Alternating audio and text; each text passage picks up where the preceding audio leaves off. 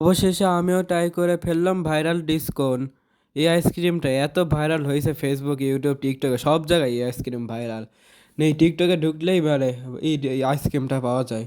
তা আমারও দেখে খেতে মন চাইছিল অনেক দিন ধরে, কিন্তু আমাদের এখানে পাওয়া যাচ্ছে না। তাও একদিন দেখলাম পাওয়া যাচ্ছে, তো আমি কিনে নিয়ে আসলাম আর খেয়ে বলি।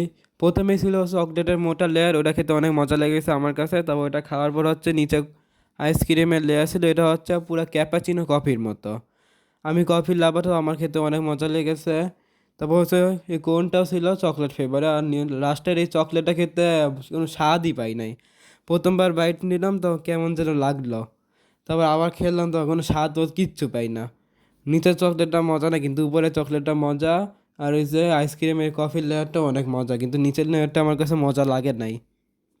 এই আইসক্রিমটাকে আমি 10-এ 8 দেবো, আর দাম হিসাবে 80-90 টাকা রাখলে ঠিক হতো, 100 টাকা হিসাবে বেশি হয়ে গিয়েছে।